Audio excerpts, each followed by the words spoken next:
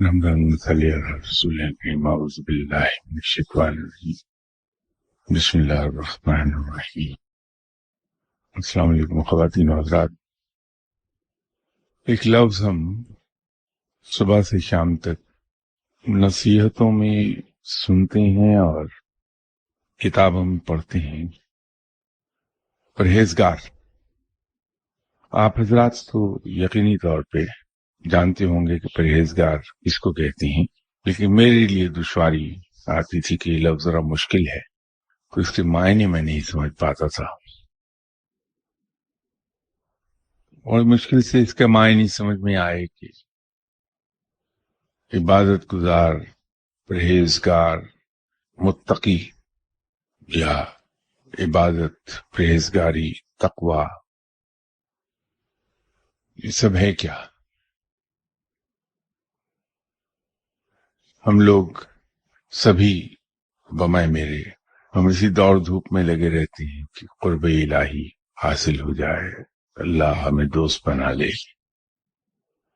یہ اور بات ہے کہ آپ اپنی قسمت سنوارنے کے لیے اللہ کی قرب چاہتے ہیں، اور میں دنیاوی مال و زر کے حاصل ہونے کے لیے رب تعالیٰ کی قربت کے چکر میں رہتا ہوں کہ اللہ اگر مجھے دوست بنا لے تو مجھے مال و زر سے نوازتا رہے گا، میری دنیا آسان ہو جائے گی۔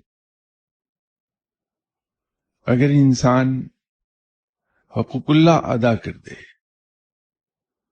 جو اللہ کے حقوق ہیں ان کو ادا کر دے، جو ہم پر عبادات فرض کی گئی ہیں، اگر انسان ان عبادات کو پوری طرح ادا کر لے، فرض عبادات کو، تو وہ عبادت گزار کہلائے گا۔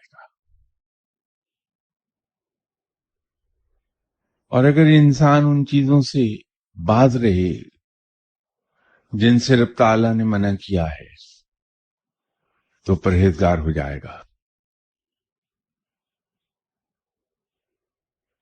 یہاں جو دقت ہمیں پیش آتی ہے پرہیزگاری میں، وہ لقمہ حرام پر آتی ہے، کیونکہ یہ بات تو سب کی سمجھ میں آ جائے گی کیا چیز حلال ہے اور کیا حرام ہے، لیکن دقت وہاں آتی ہے کہ جہاں حلال اور حرام کے درمیان جو فاصلہ ہے، اس فاصلے میں جو چیزیں موجود ہیں وہ مشکوک ہیں۔ تو جب انسان عبادت گزار ہو جاتا ہے، پرہیزگار ہو جاتا ہے، تو وہاں اس کے لیے یہ دقت پیدا ہوتی ہے، وہ حلال اور حرام کی حدود اور اس کی تشخیص تو کلیئر کٹ موجود ہے، لیکن ان دونوں کے درمیان پائی جانے والی مشکوک چیزوں کی وجہ سے انسان پرابلم میں آتا ہے، پھر اس کی راہ کھوٹی کرتی ہیں یہ چیزیں۔ وہ جو ایک حدیث ہے آپ صلی اللہ علیہ وسلم کی کہ جس چیز سے دل میں شک پیدا ہو اس چیز کو چھوڑ دو، اور جس سے دل میں اطمینان ہو اسے اختیار کر لو، اس حدیث کی صحیح تشریح یہی ہے کہ حلال اور حرام کے درمیان جو مشکوک چیزیں ہیں اس کا ہمیں اندازہ اس وقت ہوتا ہے جب ہمارے دل میں شک پیدا ہونے لگے کہ یہ جو کچھ میں کھانے لگا ہوں یا جو کچھ میں یہ کام کرنے لگا ہوں یہ صحیح ہے بھی یا نہیں۔ تو جب یہ شک آئے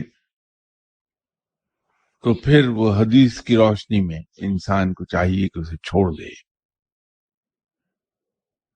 وہ لوگ جن کو ہم یہ سمجھتے ہیں کہ بڑے بلند پایا تھے، بڑے اعلیٰ مقام پر تھے، ان لوگوں کو آپ ایک جگہ بڑے محتاط پائیں گے، اگر ان کے حالات زندگی پڑھیں تو بڑی حیران کن چیز سامنے آتی ہے ان کے بارے میں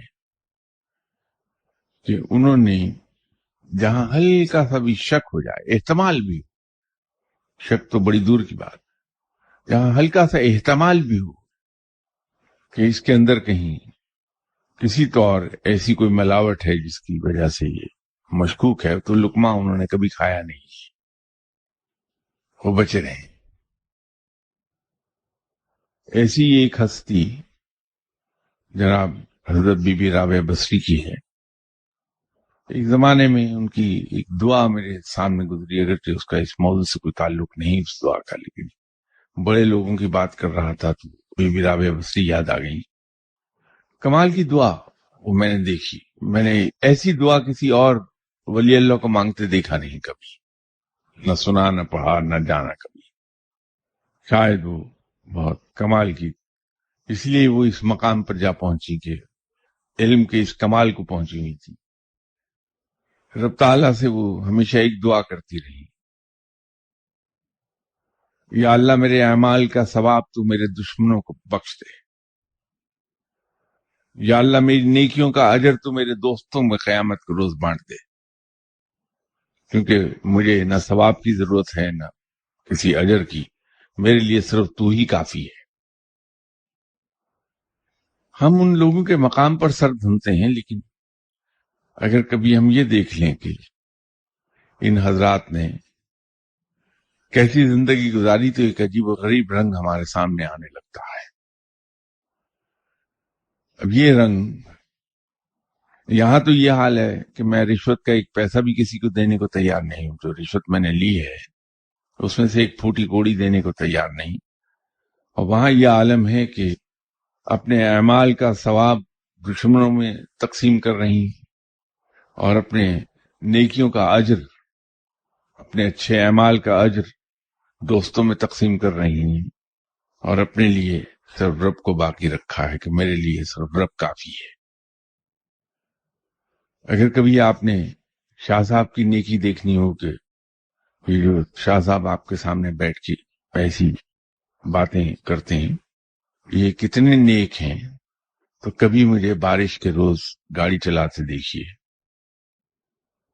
میں نے آج تک یہ خیال ہی نہیں کیا کہ میری گاڑی کے چلانے سے جو چھینٹے اڑ رہے ہیں وہ کس کس کے کپڑے خراب کر رہے ہیں، کس کس کے لیے مشکل کا باعث بن رہے ہیں. لیکن یہ وہ لوگ ہیں جو خود گھنٹہ بھر لیٹ ہو جائیں گے لیکن اپنی سواری سے چھینٹے اڑنے نہیں دیں گے کہ کسی پر سڑک کے پانی کے چھینٹے نہ جا گریں. انسان اللہ کی دوستی حاصل کرتا ہے، بہت لوگ ہیں، لیکن کرتا انہی راہوں سے گزر کر ہے. ہم اگر واقعی اللہ کی دوستی چاہتے ہیں تو اپنی ذات سے ہمیں باہر نکلنا ہوگا، اپنی ذات کو ختم کر دینا ہوگا. ایک بہت بڑے عہدے پر فائز انسان کے بارے میں میرے ذاتی علم میں کچھ چیزیں آئیں اور میں حیران ہوا کہ اس مقام پر بیٹھ کر یہ لوگوں کے ساتھ خدا لگتا سلوک کیسے کر پائے گا انسان، جس کے نزدیک یہ اہم ہے کہ ان کی اولاد میں سے فلاں کا اس نے کام نہیں کیا، اس کی اولاد کو اکوموڈیٹ نہیں کیا. فقیر ان چیزوں سے بہت بلند ہو جاتا ہے، اس کو یہ شکایت کبھی نہیں ہوگی کہ میرا بیٹا آپ کے پاس آیا تھا، آپ نے اسے بیٹھنے کو کرسی نہیں دی، میری بیٹی آپ سے ملی تھی، آپ نے اس کو چائے کا بھی نہیں پوچھا. وہ کبھی شکوہ شکایت اس کے دل میں آتا نہیں، اس لیے کہ ان چیزوں سے وہ اتنا اوپر چلا جاتا ہے. یہ بڑی شاید آپ کو چھوٹی لگیں باتیں، لیکن مسئلہ یہ ہے کہ اللہ کا قرب حاصل کرنے کے لیے ہمیں ان تمام چیزوں سے ہٹنا پڑے گا. جہاں انسان کو دوسروں سے شکایت پیدا ہوتی ہے یا شکایت اگر کرتا ہے تو اس کی بنیاد اس کی اپنی ذات، اس کی اپنی امیڈیٹ فیملی بن جائے، ان چیزوں کو مائنڈ نہیں کر سکتے کیونکہ وہ ان سے اوپر ہے. در حقیقت اس کے دل میں ایک ایمان یہ ہوتا ہے کہ میرا اور میرے فیملی کا مالک رب ہے، اور ان کی ضروریات اور ان کے کام صرف اور صرف میرا رب کر سکتا ہے. میری تمام چیزیں، میرے تمام مسائل، میری اولاد، میرے ماں باپ سب اللہ کے حوالے ہیں، کیونکہ وہ تو صرف ایک کام کرے گا فقیر آدمی کہ رات کی تنہائی میں بیٹھ کے رب تعالیٰ سے ایک عرض کر دے گا کہ یا باری تعالیٰ، آج سے میں نے اپنے تمام دنیاوی معاملات، اپنا گھر، اپنے اولاد، اپنے ماں باپ سب تیرے سپرد کر دیے کہ تو ان کا بہتر نگہبان ہے۔ اس ایمان کے ساتھ ہی اپنے معاملات تیرے حوالے کر رہا ہوں کہ تو انہیں میرے بہترین مفاد میں حل کرے گا۔ آج کے بعد میرا ان معاملات سے کوئی تعلق نہیں۔ تو یوں وہ بے فکر ہو جاتا ہے، پھر اس کو پرواہ نہیں ہوتی کہ کیا ہو رہا ہے، وہ اللہ پہ بھروسہ رکھتا ہے اور الٹیمیٹلی اللہ بہتر ہی کرتا ہے۔ اگر اللہ کا قرب حاصل کرنے کا ہمیں شوق ہے تو پھر ہمیں اس راہ پر چلے جانا ہوگا کہ جہاں انسان کی اپنی ذات، اس کی امیڈیٹ فیملی، ان کی ضروریات، ان کے کام کاج، وہ پھر پلٹ کے دیکھتا نہیں کہ میں اللہ کے سپرد کر چکا انہیں۔ اب یہ بددیانتی ہے، منافقت ہوگی کہ ایک طرف سے میں نے ہر چیز اللہ کے سپرد کر دی اور پھر ان کے بارے میں خود بھی پریشان ہوں۔ فکر کرنا، تردد کرنا، فکر بمعنی کوشش کے ہے کہ فکر کرنا اور تردد کرنا ہم پر فرض ہے، وہ ہم کوشش کر لیں گے کیونکہ وہ ہم پر فرض کر دی گئی یہ بات، لیکن ہم اس پر پریشان نہیں ہوں گے کہ یہ ہوگا کیا اس طرح، کیونکہ ہم اللہ کے سپرد کر چکے ہیں۔ ہمیں سب سے زیادہ شکایت اس پہ ہوتی ہے کہ فلاں آدمی نے ہماری بے عزتی کر دی یا ہمیں عزت نہیں دی، ہماری اولاد کو لک آفٹر نہیں کیا اور عزت نہیں دی، اور اس کے ساتھ ہی ہم اگلے لمحے یہ کہہ رہے ہوتے ہیں کہ عزت دینے والا صرف رب ہے، نہ کوئی عزت دے سکتا ہے نہ عزت چھین سکتا ہے، یہ صرف رب ہے۔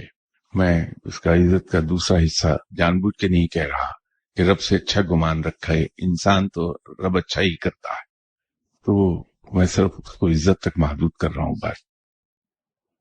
تو جب میری عزت، میرا رزق اور میری جان صرف رب کے اختیار میں ہے، کوئی شخص نہ انہیں گھٹا سکتا ہے نہ انہیں بڑھا سکتا ہے، تو پھر گلا شکوہ کس بات کا کہ میری بے عزتی کر دی کسی نے؟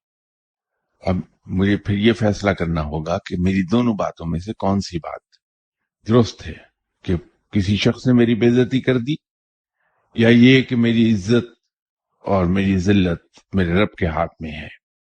یہ صرف میرا رب ہے جو مجھے عزت عطا کر سکتا ہے، اور جب وہ مجھے عزت عطا کرنے پر آئے گا تو ساری دنیا مل کر بھی اگر روکنا چاہے گی تو کبھی روک نہیں پائے گی۔ جب ڈیانا کا انتقال ہوا اور اس کا جنازہ اٹھا تو اس کے غالباً نیکسٹ ڈے یا ایک آدھ دن کے فرق سے مجھے ایک بہت بڑے دانشور انہوں نے کہا کہ سرفراز یہ سمجھ نہیں آئی کہ کیا ہے کہ اس کی دنیاوی زندگی دیکھیں ڈیانا کی اور اس کا جنازہ دیکھیں، کچھ سمجھ میں نہیں آئی یہ بات۔ تو میں نے ان سے کہا کہ بات یہ ہے کہ رب تعالی اپنے فرمودات کو، اپنی آیات کو وقتاً فوقتاً دنیا پر ثابت کرتا رہتا ہے کہ جو کچھ میں نے کہا اس کا ثبوت یہ ہے۔ ڈیانا اپنے انتقال سے فریکشن آف اے سیکنڈ پہلے تک کسی اور اینگل سے خبروں کا حصہ بنتی تھی، اور فوٹوگرافرز اس کے پیچھے اس کے کسی اور ٹائپ کے پوز سنیپ کرنے کے سلسلے میں اس کی گاڑی کے پیچھے دوڑ لگاتے رہتے تھے، لیکن انتقال ہوتے ہی رب تعالیٰ نے اس کو ایسی عزت بخش دی اور اس کا جنازہ اس دھوم دھام سے اٹھوایا کہ جو مدر کوئن کا بھی جنازہ اس شان سے نہیں اٹھا۔ تو وہ جو رب یہ کہتا ہے کہ عزت اور ذلت دینے والا میں ہوں، یہ اس کا بیان ثبوت تھا۔ ایک بات میں یہ عرض کر دوں کہ عزت ڈیمانڈ کرنے سے نہیں ملتی، بلکہ عزت کی ڈیمانڈ کرتا کرتا انسان ذلت حاصل کر بیٹھتا ہے۔ عزت ارن کی جاتی ہے۔ انسان کے اپنی رویے ہیں، انسان کے اپنے فعل ہیں جو اسے عزت دلا دیں گے۔ اسی لیے آپ صلی اللہ علیہ وسلم کی وہ حدیث ہے کہ جو شخص یہ چاہے کہ لوگ اس کی تعظیم میں اٹھ کر کھڑے ہوں، اسے چاہیے کہ اپنا ٹھکانہ جہنم میں بنا لے۔ عزت ڈیمانڈ نہیں کی جاتی، ارن کی جاتی ہے۔ ان قصوں سے اگر اللہ کے قریب جانا ہے تو پھر ان قصوں سے باہر نکل جانا ہوگا۔ سوالات لاسٹ ٹائم رہ گئے تھے تو کسی صاحب نے ایک سوال پوچھا ہے، یہ مزے کا سوال ہے، بہت دلچسپ بھی ہے اور آنکھیں کھول دینے والا بھی سوال ہے کہ گزشتہ دنوں 13 اگست 2013 کو سید یعقوب علی شاہ صاحب کا عرس مبارک تھا، جس میں حاضری دے کر بہت روحانی تسکین حاصل ہوئی۔ وہ جو چشم کشا سوال ہے وہ اس کا اگلا حصہ ہے۔ افسوس ہوا کہ بہت سے لوگ اس موقع سے فائدہ نہ اٹھا سکے۔ سوال یہ ہے کہ ایسا کیوں؟ اب یہ عرس کے بارے میں تو شاید مجھے نہیں معلوم، لیکن اس کے بارے میں اپنی زندگی کا ایک رویہ مجھے ضرور یاد آ گیا کہ وہ روزے کے لیے اٹھانے کے لیے جب آتے ہیں ڈھول بجانے والے یا سائرن بجاتے ہیں جو، تو میری آنکھ تو کھل جاتی ہے، ارے چھوڑو یہ تو روز جگاتا ہے، اس کو کون کرے، میں ایسے ہی سوتا ہوں۔ تو اگلے دن اٹھ کے میں یہ سوال لوگوں سے پوچھتا ہوں کہ میں روزے کی سعادت سے محروم رہ گیا، ایسا کیوں ہوا بتائیے؟ یہ تمام مولانا حضرات سے ہر روز جا کے سوال پوچھتا رہتا ہوں، لیکن کسی مولانا نے مجھے یہ نہیں کبھی کہا کہ بھائی تم اپنے آپ کو خود درست کر لو، یہ مت سوچا کرو کہ یہ تو روز اٹھاتے ہیں سوتے ہیں آرام سے دیکھا جائے گا۔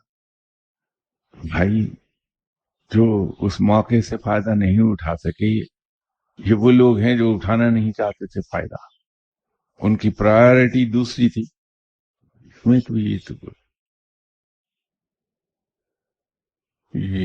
کسی صاحب نے سوال پوچھا ہے کہ لیلۃ القدر کی رات عطائے رب ہے یا ہر جاگنے والے کو نصیب ہوتی ہے؟ کیا اس پوری رات کی جانے والی دعائیں مقبول ہوتی ہیں یا خاص وقت میں؟ ایک درخت ہے، اس پر لگے ہوئے پھل پکے ہیں پوری طرح، اور وہ پکا ہوا پھل ٹپکتا ہے، اس لیے وہ جو آم ٹپکے کا آم کہلاتا ہے وہ زیادہ مزے کا ہوتا ہے۔ اب وہ درخت سے تو پکے ہوئے پھل گرتے ہی رہتے ہیں، یہ اس انسان کی اپنی کوشش اور اس کی اپنی فراست ہے کہ وہ جھولی پھیلائے عین اس وقت اس درخت کے نیچے پہنچ جائے جب پکا ہوا پھل ٹوٹ کے گر رہا ہے۔ تو جو آدمی اس موقع پر جھولی پھیلا کے اس ٹہنی کے نیچے ہے تو پکا ہوا پھل جب درخت سے ٹوٹ کے گرے گا تو اس کی جھولی میں آئے گا۔ لیکن اگر گھر میں بیٹھا ہوا بندہ یہ کہے کہ یہ پھل کیا ہر ایک کے نصیب میں تھا یا صرف اس کے نصیب میں تھا جس نے جھولی پھیلا لی تھی؟ لیلۃ القدر میں لیلۃ القدر نصیب ہی ان لوگوں کو ہوتی ہے جو آپ کی طرح کے نیک لوگ ہیں، تمام طاق راتوں میں جاگتے ہیں یہ سوچ کر کہ معلوم نہیں کون سی طاق رات لیلۃ القدر ہوگی۔ اور اس کے بارے میں روایت یہ ہے کہ عشاء کی نماز سے لے کر صبح کی نماز کی ادائیگی تک، فجر کی ادائیگی تک قبولیت کا وقت ہوتا ہے۔ اس انسان کی بھی دعائیں قبول ہوتی ہیں جو میری طرح صرف عشاء کی نماز پڑھ کے سو جاتا ہے اور فجر کی نماز اٹھ کر پھر پڑھ لیتا ہے۔ تو رب تعالیٰ اپنی رحمت کے صدقے اس انسان کی اتنی ہی عبادت کو یہ کنسیڈر کر لیتا ہے کہ اس نے رات بھر عبادت میں گزاری ہے۔ تو اس قبولیت کا وقت سورج، بلکہ یوں کہیے اندھیرا پھیلنے سے لے کے صبح صادق تک ہے، دعائیں قبول ہوتی رہتی ہیں۔ ایک دوسرا سوال ہے ان کا کہ جمعہ کے دن زوال سے پہلے سورہ، یہ میں سمجھ نہیں پایا کہ یہ کیا لکھا ہے، کون سی سورہ ہے وہ، تلاوت کرتا رہے اور جو ہی زوال ختم ہو کیا آدمی دعا مانگ سکتا ہے؟ اور ساعت اجابت کتنی دیر رہتی ہے، دعا کی قبولیت کا ٹائم جو خطبے کی اذان ہے روایات میں یہ ہے کہ اس تک ہوتا ہے۔ جو اللہ کے بندے ہیں، درویش لوگ ہیں، یہ اسی لیے دوپہر 12 بجے جا کے بیٹھ جاتے ہیں مسجد میں اور مسلسل ذکر الہی میں مصروف رہتے ہیں، اور جو ہی خطبے کی اذان کا وقت ہوتا ہے وہ دعا مانگ لیتے ہیں۔ یہ سورہ کا نام مجھ سے نہیں پڑھا گیا، انہوں نے کیا لکھا ہے، تلاوت کلام پاک کرتے رہیے، بہت افضل چیز ہے، اور اس میں زیادہ بہتر یہ ہوتا ہے کہ انسان قرآن پاک کو ترتیب سے پڑھے، الف لام میم سے شروع کر دے اور جہاں چھوڑے اگلی مرتبہ اس سے آگے شروع کر دے، حتیٰ کہ وہ سورہ ناس کو پڑھ کر مکمل کر لے، اور اس کے بعد اللہ کے حضور دعا کرے کہ یا اللہ، یا رحیم و یا کریم، یا پروردگار، یہ تیرا کلام پاک جو نے تلاوت کیا تیرے اور تیرے نبی اکرم صلی اللہ علیہ وسلم کے حضور بطور نظر پیش کیا، تو اسے قبول فرما کے اس کا ثواب میری طرف سے جناب نبی اکرم صلی اللہ علیہ وسلم کی روح مبارک کی خدمت میں پہنچا دے۔ اللہ تعالیٰ دعائیں سننے والا ہے، اور اللہ تعالیٰ اسی کی برکت سے ہماری دعائیں قبول فرما لے گا انشاءاللہ تعالیٰ۔ کسی صاحب نے سوال کیا ہے کہ غیبت اور مشورے میں کیا فرق ہے، ذرا وضاحت سے بتائیے۔ ہر وہ بات غیبت ہے جو ہم کسی شخص کی غیر موجودگی میں کہتے ہیں، اور وہ ایسی بات ہوتی ہے کہ اگر ہم جس شخص کے بارے میں وہ بات کر رہے ہیں اگر اس کے سامنے ہم بیان کریں تو اسے بری لگے، اس کی دل آزاری ہو، ایسی بات غیر موجودگی میں کہی بھی وہ غیبت کہلاتی ہے۔ مشورہ وہ ہے جو انسان اپنے کسی کام یا اپنے کسی معاملے کے سلسلے میں آ کے خود اپنی مرضی سے آپ سے یہ کہتا ہے کہ مجھے یہ مسئلہ درپیش ہے، اس میں آپ کی رائے کیا ہے کہ اس کو میں کیسے حل کروں، تو وہ مشورہ ہو جائے گا۔ بات کہیں مشورے کے بارے میں چیز پیش نظر رکھنی چاہیے ہمیں کہ جب کسی شخص نے ہم سے مشورہ مانگ لیا تو جو جواب ہم اس کو دیں گے وہ در حقیقت جواب ہم اس کو بطور جواب نہیں دے رہے، بلکہ وہ اس کی امانت ہے جو اسے ہمیں لوٹانی ہے۔ اب جناب اشرف تھانوی صاحب بہت بلند پایا بزرگ گزرے، وہ جہاں رہتے تھے پرانا ان کا زمانہ تھا، اس وقت ہمارے جو سوسائٹی ہے اس کی ویلیوز کچھ اور تھی، تو اسی محلے میں ایک تھانے دار رہتا تھا جس کے ماں باپ کا انتقال ہو گیا، اور ماں باپ کے انتقال کے بعد یہ پولیس آفیسر بے لگام ہوا اور اس کے گھر میں ناپسندیدہ حرکتیں ہونے لگی۔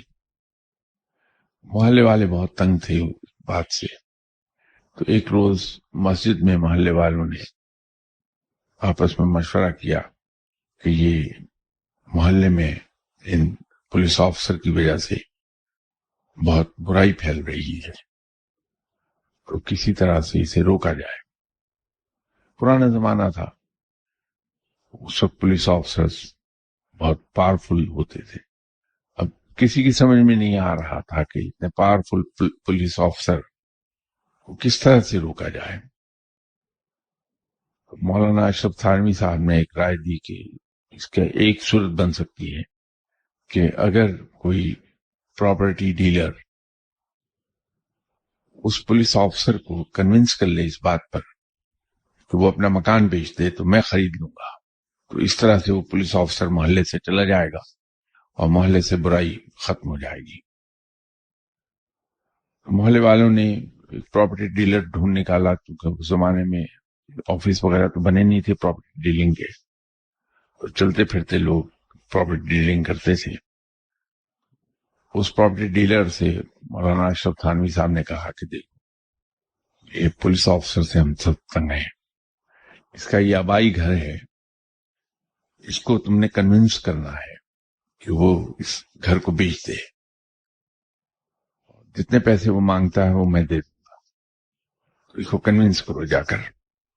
پراپرٹی ڈیلر گیا اور جا کے اپنی زبان کا فن آزمایا اس پولیس آفیسر پر، اور اس نے کہا کہ آپ اتنے بڑے افسر ہیں، اللہ نے آپ کو ایک مقام عطا کیا ہے، یہ پرانے ٹائپ کا محلہ ہے، یہاں کہاں آپ رہیں گے، یہ آپ کی شان کے خلاف ہے، تو کسی ماڈرن آبادی میں، پوش آبادی میں جا کے گھر لے لیجئے۔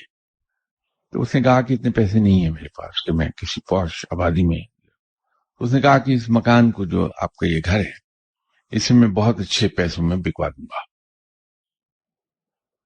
اس پولیس آفیسر نے کہا کہ اچھا، بات تو تمہاری مجھے بڑی پسند آئی ہے اور میں چاہتا ہوں کہ میں اس پر عمل کر لوں، لیکن حتمی جواب میں تمہیں کل دوں گا، تم کل آنا میرے پاس۔ تو پراپرٹی ڈیلر بڑا خوش چلا گیا کہ بندہ کنونس ہو گیا ہے، اور جا کے اس نے مولانا اشرف تھانوی صاحب سے کہہ دیا کہ جی وہ کنونس ہو گیا ہے، سر وہ اس پر کل تک سوچنا چاہتا ہے، اور میرا خیال ہے کہ اس کے سوچ کے نتیجے میں جو بات آئے گی وہ یہی ہوگی کہ وہ بیچے گا، تو آپ پیسے کا بندوبست کر لیں۔ مولانا نے کہا کہ نہیں، میں تو پیسے کا ارینجمنٹ ہے۔ اگلے دن پراپرٹی ڈیلر پولیس آفیسر کے پاس پہنچ گیا اور جا کے کہا کہ کیوں جناب، آپ نے آج بلایا تھا کہ مجھے سوچ کے جواب دیں گے، آپ نے غور فرمایا؟ انہوں نے کہا ہاں، میں نے فیصلہ کیا کہ اس گھر کو بیچوں گا نہیں۔ انہوں نے کہا کہ کل تو آپ کنونس ہو گئے تھے۔ میں نے کہا کل میں خود کنونس ہو گیا تھا، میں آج بھی کنونسڈ ہوں، لیکن چونکہ یہ بڑا فیصلہ تھا تو میں محلے میں یہاں ایک بڑے نیک آدمی رہتے ہیں، مولانا اشرف تھانوی صاحب، میں ان کے پاس گیا تھا اور جا کے ان سے مشورہ کیا کہ اس طرح سے اس گھر کی قیمت بہت اچھی مل رہی ہے تو میں بیچ دوں۔ تو مولانا نے مجھے کہا کہ شریف لوگ ماں باپ کی بنائی ہوئی جائیداد کو بیچا نہیں کرتے بلکہ اس میں اضافہ کیا کرتے ہیں، تو اگر آپ کو کسی پوش آبادی میں گھر بنانا ہے تو ماں باپ کی نشانی نہ بیچیے، اسے رکھیے، ایک ایڈیشنل گھر بنا لیجیے آپ۔ تو وہ میرے پاس پیسے نہیں ہیں، اس لیے میں بیچ نہیں رہا۔ تو پراپرٹی ڈیلر کو بڑا غصہ آیا کہ میرا اتنا وقت ضائع کیا، تو کہنے لگا کہ یہ مولانا اشرف تھانوی صاحب جن کو آپ اتنا نیک کہہ رہے ہیں، معاذ اللہ، اللہ مجھے معاف فرمائے اس بات کے لیے، کہ وہ تو شیطان ہے، اسی نے تو مجھے بھیجا تھا کہ جا کے تم کنونس کرو اس آدمی کو اور جا کے اس سے مکان خرید لو، اور آپ کو اس نے کہا کہ بیچنا نہیں، یہ میرا بھی وقت ضائع کیا، آپ کا بھی کیا ہے۔ تو پولیس آفیسر کو بڑی حیرت ہوئی، اس نے کہا اچھا، میں ایسا نہیں سمجھتا تھا، تو چلو چل کے ہم بات کرتے ہیں، مولانا نے یہ منافقت کیوں دکھائی؟ تو دونوں مولانا کے پاس پہنچ گئے اور جا کے پولیس آفیسر نے کہا کہ مجھے اس پراپرٹی ڈیلر نے یہ بات بتائی ہے کہ اس کو آپ نے بھیجا تھا۔ تو انہوں نے کہا کہ ہاں میں نے انہیں بھیجا تھا۔ اس نے کہا کہ جب میں آپ کے پاس آیا تو آپ نے مجھے منع کر دیا۔ تو وہ سہیل بڑائی صاحب کی زبان میں کیا یہ کھلا تضاد نہیں؟ تو مولانا نے کہا کہ دیکھیے بات یہ ہے کہ ان حضرت سے جو میں نے کہا کہ آپ کو کنونس کر لیں، وہ میری ضرورت تھی اور محلے والوں کی ضرورت تھی، میں نے اپنے آپ کو والنٹیئر کیا تھا کہ میں خرید لوں گا۔ محلے والے آپ کی حرکتوں سے تنگ تھے لیکن ڈرتے ہیں، آپ کو کچھ کہہ نہیں سکتے تھے، تو ہمارے سامنے یہی ایک راستہ تھا کہ آپ سے ہم گھر خرید لیں کس طرح۔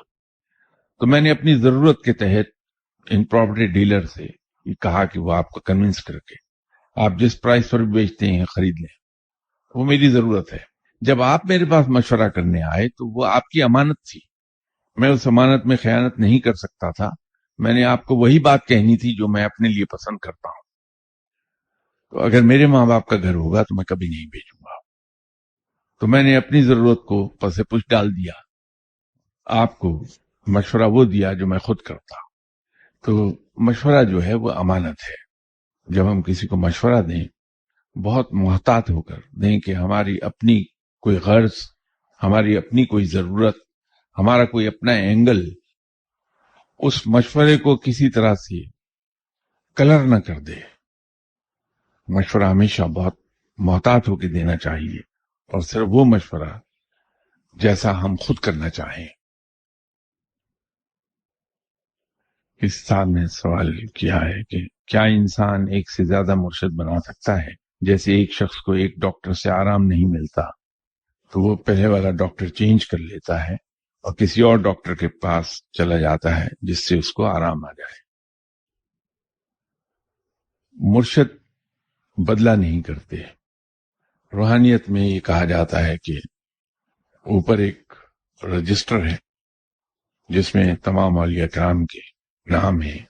جب کوئی آدمی کسی ولی اللہ کے ہاتھ پر بیعت کرتا ہے یا دونوں کے دلوں میں یہ بات آ جائے کہ میں اسے مرشد مانتا ہوں اور وہ یہ کہہ دے کہ میں اسے شاگرد مانتا ہوں،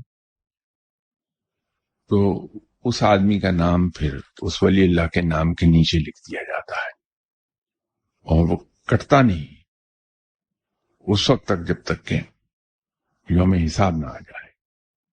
جب ہم کسی کو مرشد مان لیتے ہیں، اور اس میں ایک چیز میں عرض کر دوں کہ یہ جو مان لیتے ہیں میں کہہ رہا ہوں یہ دل کا معاملہ ہے کہ جب دل سے ہم کسی کو تسلیم کر لیں کہ مرشد ہے اور وہ شخص دل سے آپ کو تسلیم کر لے، چاہے زبان سے ہم کہیں یا نہ کہیں، تو وہ بیعت ہو گئی. جو ظاہری اس کا اسلوب ہے کہ ہاتھ میں ہاتھ دے کر بیعت کیا ہے، وہ اسلوب کوئی معنی نہیں رکھتا، وہ ایک صرف نشانی ہے اس بات کی، لیکن اصل معاملہ دل کا ہے. تو ایک بار جب ہم کسی کو دل سے مرشد مان لیں گے تو ہمارا نام اس کے نام کے نیچے لسٹ میں درج ہو جائے گا. ہاں البتہ یہ ہے کہ علم کا حصول بہت جگہوں سے ہو سکتا ہے. جیسے جناب حضرت بھائی عزیز بستامی رحمۃ اللہ علیہ صاحب نے غالباً 105 یا 110 بزرگان دین سے حصول علم کیا ہے، اور بہت سے ایسے بزرگ گزرے ہیں جنہوں نے بہت لوگوں سے علم حاصل کیا، لیکن وہ استاد تھے، مرشد ایک ہی تھے، مرشد نہیں بدلتے.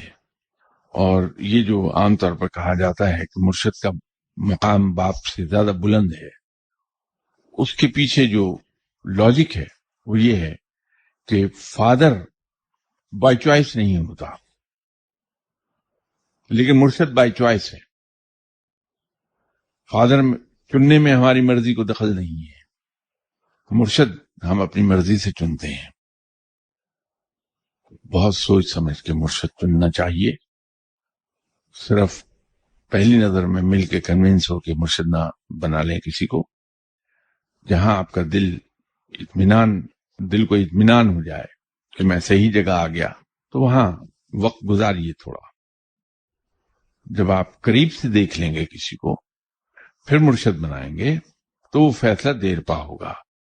اس میں یہ نہیں ہوگا کہ آج مرشد بنایا کل بیزار ہو گئے اور بھاگ لیے. مرشد بنانے میں وقت لے لیجئے، سوچ سمجھ کے بنائیے.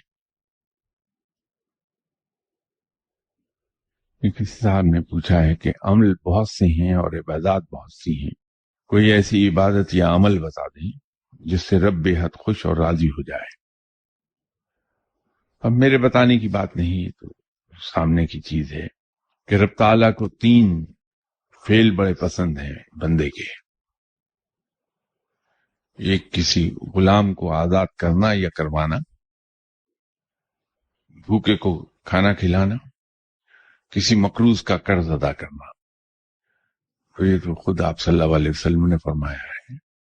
آپ صلی اللہ علیہ وسلم کے فرمان کے بعد کسی کے کہنے کی ضرورت ہی نہیں باقی رہتی. تو آج کل غلاموں کا سلسلہ تو موقوف ہو گیا، اس کی جگہ ہم قیدی آزاد کروا سکتے ہیں.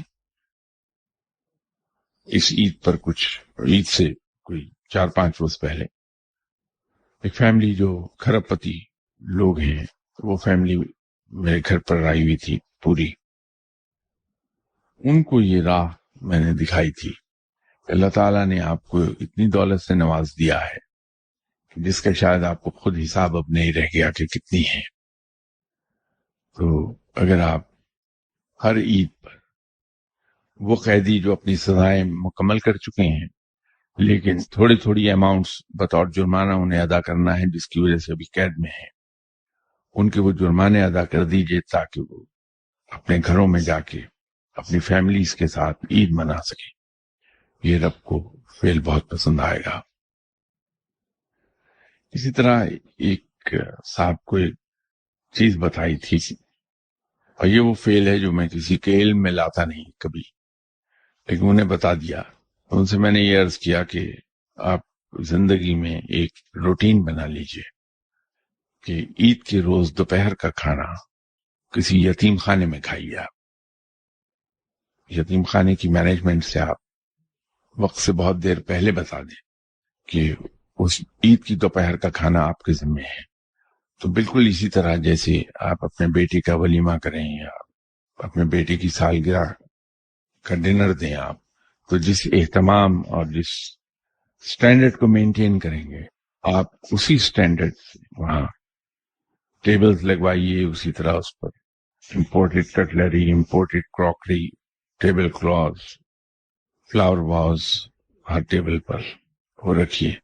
تو آپ اور آپ کی وائف ان یتیم بچوں کے ساتھ اس اہتمام کے ساتھ جیسے کسی کے ولیمے کی دعوت ہے وہ کھانا کھائیے، رب بڑا راضی ہوگا. تو ان صاحب نے اسی پہ دوپہر کا کھانا انہوں نے اور ان کی وائف کے فاؤنٹین ہاؤس میں کھایا. 400 بچے ہوئے ہیں جو ذہنی طور پر بیچارے معذور ہیں. تو میں نے تو کھانے کا کہا تھا، اللہ انہیں اس کی جزا دے.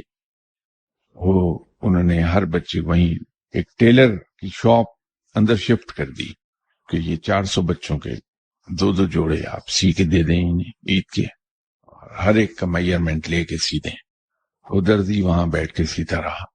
پھر عید کی گفٹ جو وہ انہوں نے پراپر اس کی پیکنگ کرائی اور خوبصورت طریقے سے ہر بچے کو عید کے گفٹ دیے کہ یہ آپ کے لیے ہے. تو بتا رہا تھا کہ مجھے یہ نہیں معلوم بچے کتنے خوش ہوئے ہیں، لیکن میرا یہ عالم ہے خوشی کے مارے میرے پاؤں زمین پر نہیں ٹکتے. اللہ تعالیٰ نے کچھ ایسی اندرونی خوشی میرے اندر بڑھ دی ہے. ایک عمل وہ بھی ہے، آپ کرنا چاہیں بسم اللہ ضرور کر لیجئے.